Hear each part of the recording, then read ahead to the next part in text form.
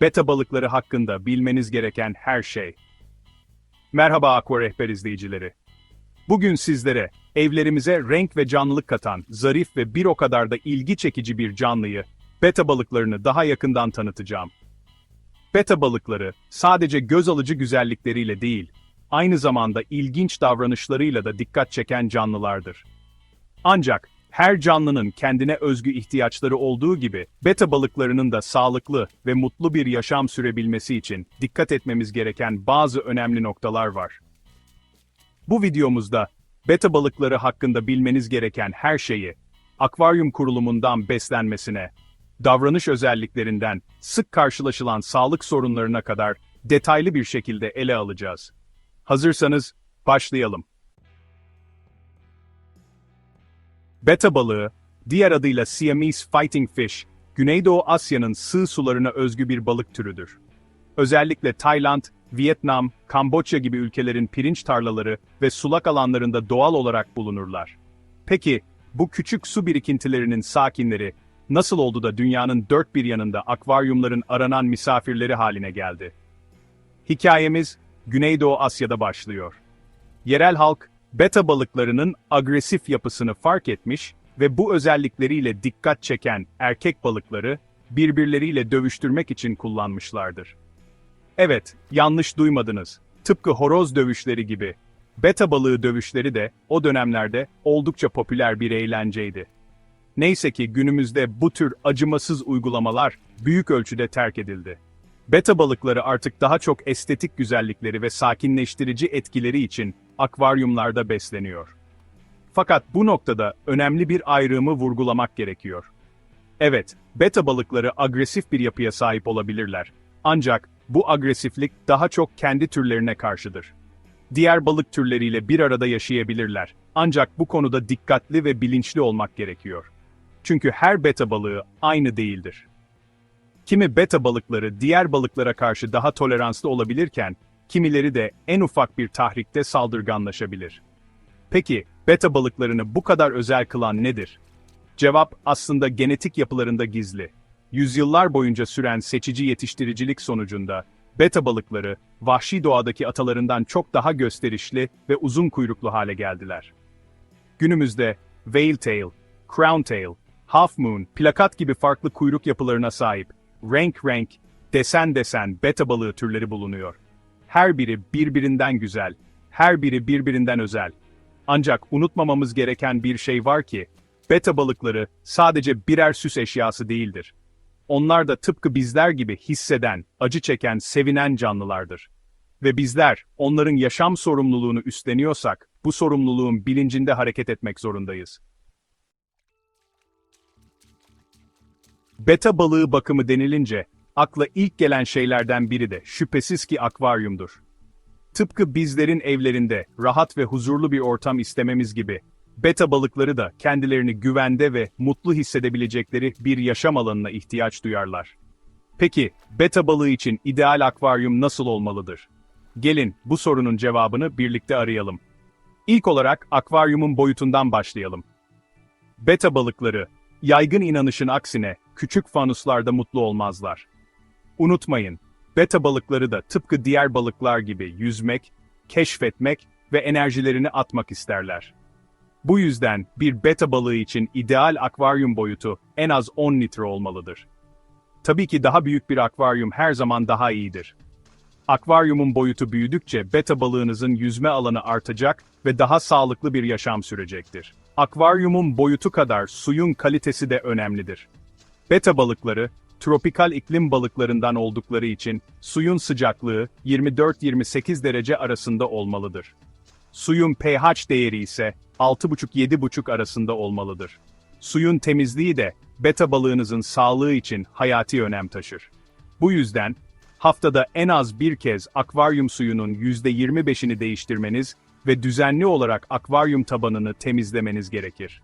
Akvaryumunuzun dekorasyonu da beta balığınızın mutluluğu için önemlidir. Beta balıkları, doğal ortamlarında bitkiler arasında saklanmayı ve dinlenmeyi severler. Bu yüzden akvaryumunuza canlı veya yapay bitkiler eklemeniz, beta balığınızın kendisini güvende hissetmesini sağlayacaktır. Ancak, Bitki seçerken dikkatli olmanızda fayda var. Çünkü bazı bitki türleri beta balığınızın hassas yüzgeçlerine zarar verebilir. Bu yüzden beta balığı için uygun bitki türlerini araştırmanızda fayda var. Akvaryumunuza ekleyeceğiniz dekorasyon malzemeleri de beta balığınızın sağlığı için tehdit oluşturmamalıdır.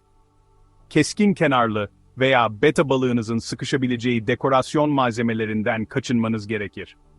Ayrıca akvaryumunuzda beta balığınızın saklanabileceği mağaralar, kovuklar veya benzeri alanlar oluşturmanız, beta balığınızın stresini azaltmaya yardımcı olacaktır. Unutmayın, beta balığınızın akvaryumu sadece bir yaşam alanı değil, aynı zamanda bir yuvadır. Bu yüzden, akvaryumunuzu kurarken beta balığınızın ihtiyaçlarını ve konforunu göz önünde bulundurarak, ona huzurlu ve mutlu bir yuva yaratabilirsiniz. Sıra geldi beta balığımızın beslenmesine. Her canlı gibi beta balıkları da sağlıklı ve enerjik bir yaşam sürebilmek için dengeli ve besleyici bir diyete ihtiyaç duyarlar. Peki, bu minik oburların favori yiyecekleri nelerdir? Gelin hep birlikte öğrenelim. Beta balıkları, doğal ortamlarında böcek larvaları, su pireleri, yosunlar ve diğer küçük su canlılarıyla beslenirler. Yani, etçil ve otçul beslenme şekilleri arasında bir yerde konumlanırlar. Biz buna omnivor diyoruz. Peki, evde beslediğimiz beta balığımızı nasıl beslemeliyiz? Neyse ki, günümüzde evcil hayvan mağazalarında beta balıkları için özel olarak üretilmiş, yüksek kaliteli pul yemler ve granül yemler bulmak mümkün. Ancak, sadece kuru yemlerle yetinmemek, beta balığınızın diyetini çeşitlendirmek, onun sağlığı ve mutluluğu için önemlidir. Haftada birkaç kez canlı veya dondurulmuş yemlerle beta balığınızı ödüllendirebilirsiniz. Canlı yem olarak Artemia, su piresi, Daphnia gibi küçük canlıları tercih edebilirsiniz. Bu canlılar, beta balığınızın avlanma içgüdüsünü tetikleyecek ve ona doğal ortamındaymış gibi hissettirecektir. Dondurulmuş yemler ise canlı yemlere göre daha pratik bir seçenektir ve aynı besin değerlerini taşırlar. Dondurulmuş bloodworm, Artemia ve Daphnia gibi seçenekleri değerlendirebilirsiniz. Beta balığınızı beslerken dikkat etmeniz gereken en önemli nokta, onu aşırı beslememektir. Beta balıkları, doyduklarını anlamazlar ve önlerine ne konulursa yerler. Ancak aşırı beslenme, beta balığınızın sindirim sorunlarına, obeziteye ve hatta ölüme bile yol açabilir. Peki, beta balığımızı ne sıklıkla beslemeliyiz? Yetişkin bir beta balığını günde 1 veya 2 kez, yiyebileceği kadar beslemek yeterlidir. Yavru beta balıkları ise daha hızlı büyüdükleri için günde 3-4 kez beslenmelidir. Beta balığınızı besledikten sonra, akvaryumda kalan yemleri bir kep yardımıyla temizlemeniz önemlidir. Akvaryumda kalan yemler, suyun kirlenmesine ve beta balığınızın sağlığını tehdit eden zararlı bakterilerin üremesine neden olabilir. Unutmayın, beta balığınızın beslenmesi, onun sağlığı ve mutluluğu için en önemli faktörlerden biridir. Ona dengeli ve besleyici bir diyet sunarak, uzun ve sağlıklı bir yaşam sürmesine yardımcı olabilirsiniz. Bakım, sağlıklı ve mutlu bir yaşam için ipuçları. Beta balıkları, dayanıklı ve bakımı nispeten kolay canlılar olarak bilinir. Ancak, tıpkı diğer evcil hayvanlar gibi, beta balıkları da sağlıklı ve mutlu bir yaşam sürebilmek için düzenli bakıma ihtiyaç duyarlar. Peki, bu zarif canlıların bakımı nasıl yapılır? İşte, püf noktaları. İlk olarak su kalitesinin önemini bir kez daha vurgulamak istiyorum. Beta balıkları, kirli su koşullarına karşı hassas canlılardır ve kirli su, onlarda ciddi sağlık sorunlarına yol açabilir. Bu yüzden, haftada en az bir kez akvaryum suyunun %25'ini değiştirmeniz, suyun sıcaklığını ve pH değerini düzenli olarak kontrol etmeniz gerekir. Su değişimini yaparken, dinlendirilmiş su kullanmanız önemlidir. Musluk suyu, beta balıkları için zararlı olabilecek klor ve ağır metaller içerebilir. Bu yüzden, musluk suyunu 24 saat dinlendirmeniz veya su düzenleyici kullanmanız gerekir. Akvaryum tabanını da düzenli olarak temizlemeniz önemlidir. Akvaryum tabanında biriken yem artıkları ve dışkı, suyun kirlenmesine ve zararlı bakterilerin üremesine neden olabilir. Bu yüzden su değişimi yaparken akvaryum tabanını da sifonlayarak temizlemeniz gerekir. Beta balığınızın sağlığını korumak için onu düzenli olarak gözlemlemeniz de önemlidir. Yüzgeçlerinde yırtık veya yıpranma, pullarında dökülme, vücudunda beyaz lekeler veya şişkinlik gibi belirtiler, bir sağlık sorununun habercisi olabilir. Bu gibi durumlarda, vakit kaybetmeden bir veteriner hekime danışmanız gerekir. Beta balıkları, labirent organı adı verilen bir organ sayesinde, atmosferdeki oksijeni de soluyabilirler. Ancak bu, beta balıklarının oksijensiz suda yaşayabileceği anlamına gelmez. Aksine, beta balıkları da tıpkı diğer balıklar gibi, sudaki çözünmüş oksijene ihtiyaç duyarlar. Bu yüzden, akvaryumunuzda bir hava pompası ve hava taşı kullanmanız, beta balığınızın daha rahat nefes almasını sağlayacaktır. Beta balıkları, stresli ortamlarda da sağlık sorunları yaşayabilirler. Akvaryumda yeterli saklanma alanı olmaması, su koşullarının uygun olmaması, aşırı beslenme veya diğer balıklarla uyumsuzluk gibi faktörler, beta balığınızın stres seviyesini artırabilir. Bu yüzden, beta balığınıza stressiz bir ortam sağlamak için, yukarıda bahsettiğimiz tüm faktörlere dikkat etmeniz gerekir. Unutmayın, beta balığınızın sağlığı ve mutluluğu sizin elinizde. Ona düzenli bakım sağlayarak, temiz ve sağlıklı bir ortam sunarak, uzun ve mutlu bir yaşam sürmesine yardımcı olabilirsiniz. Davranışlar. Minik savaşçının büyülü dansı. Beta balıkları, sadece göz alıcı renkleri ve zarif yüzgeçleriyle değil, aynı zamanda ilginç ve karmaşık davranışlarıyla da büyüleyici canlılardır. Bu bölümde, beta balıklarının gizemli dünyasına daha yakından bakacak ve onların davranışlarını daha iyi anlamaya çalışacağız. Hazırsanız, bu minik savaşçının büyülü dansına birlikte tanık olalım. Beta balıkları, yalnız yaşamayı seven canlılar olarak bilinirler. Özellikle erkek beta balıkları, kendi bölgelerine karşı oldukça korumacıdırlar ve diğer erkek beta balıklarıyla karşılaştıklarında agresif davranışlar sergileyebilirler. Bu yüzden, iki erkek beta balığını aynı akvaryumda tutmak genellikle önerilmez. Dişi beta balıkları ise erkek beta balıklarına göre daha uysal yapıdadırlar ve genellikle bir arada yaşayabilirler. Ancak her beta balığı aynı değildir ve bazı beta balıkları diğer balıklara karşı daha toleranslı olabilir. Eğer beta balığınızı diğer balık türleriyle birlikte yaşatmak istiyorsanız, akvaryumunuzun yeterince büyük olması ve beta balığınızın saklanabileceği alanlar bulunması önemlidir. Ayrıca, beta balığınızla birlikte yaşatacağınız balık türlerini dikkatlice seçmeniz gerekir.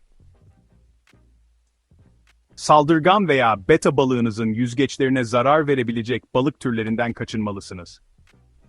Beta balıkları, zeki canlılardır ve sahiplerini tanıyabilirler.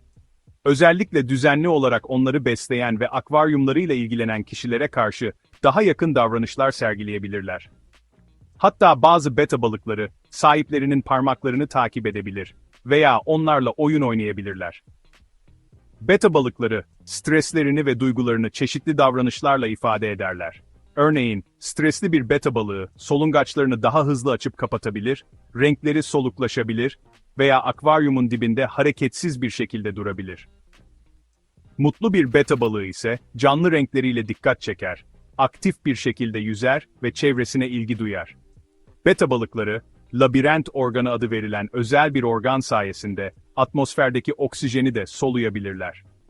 Bu yüzden, zaman zaman su yüzeyine çıkarak hava yuttuklarını görebilirsiniz. Bu davranış, beta balıkları için normaldir ve endişelenmenizi gerektiren bir durum değildir. Beta balıkları, su yüzeyinde baloncuklar üfleyebilirler.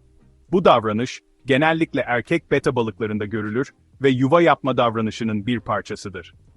Erkek beta balığı, su yüzeyinde baloncuklardan oluşan bir yuva yaparak, dişinin dikkatini çekmeye çalışır. Unutmayın, beta balığınızın davranışlarını gözlemleyerek, onun sağlığı ve mutluluğu hakkında önemli ipuçları elde edebilirsiniz. Eğer beta balığınızda alışılmadık bir davranış fark ederseniz, vakit kaybetmeden bir veteriner hekime danışmanızda fayda var. Yaygın sorunlar ve çözümleri, minik dostumuzun sağlığını korumak. Beta balıkları, genel olarak dayanıklı canlılar olsalar da, bazı sağlık sorunlarına karşı da hassas olabilirler. Bu bölümde, beta balıklarında sıkça karşılaşılan sağlık sorunlarını ve bu sorunların çözüm yollarını ele alacağız. Amacımız minik dostumuzun sağlığını korumak ve ona uzun ve mutlu bir yaşam sunmak. İlk olarak, beta balıklarında en sık görülen hastalıklardan biri olan yüzgeç çürümesini ele alalım. Yüzgeç çürümesi, bakteriyel bir enfeksiyon sonuçtur ve beta balığınızın yüzgeçlerinin kenarlarının beyazlaşması, yıpranması ve hatta tamamen dökülmesiyle kendini gösterir. Yüzgeç çürümesinin en yaygın nedeni kirli su koşullarıdır. Bu yüzden, yüzgeç çürümesini önlemek için akvaryum suyunu düzenli olarak değiştirmeniz ve su kalitesini yüksek tutmanız önemlidir. Bir diğer yaygın sağlık sorunu ise beyaz benek hastalığıdır. Beyaz benek hastalığı, Ichthyophthirius multifiliis adlı bir parazitin neden olduğu bir deri hastalığıdır. Parazit, beta balığınızın derisine yerleşerek beyaz beneklere benzer lezyonlara neden olur. Beyaz benek hastalığı, tedavi edilmezse ölümcül olabilir. Bu yüzden erken teşhis ve tedavi çok önemlidir. Mantar enfeksiyonları da beta balıklarında sıkça karşılaşılan bir diğer sağlık sorunudur. Mantar enfeksiyonları, genellikle beta balığınızın vücudunda pamuksu görünümlü beyaz veya gri lekelerle kendini gösterir. Mantar enfeksiyonları, genellikle stres, yaralanma veya zayıf bağışıklık sistemi sonucu ortaya çıkar. Tedavi edilmediği takdirde, mantar enfeksiyonları da ölümcül olabilir. Şişkinlik, beta balıklarında görülebilen bir diğer yaygın sorundur.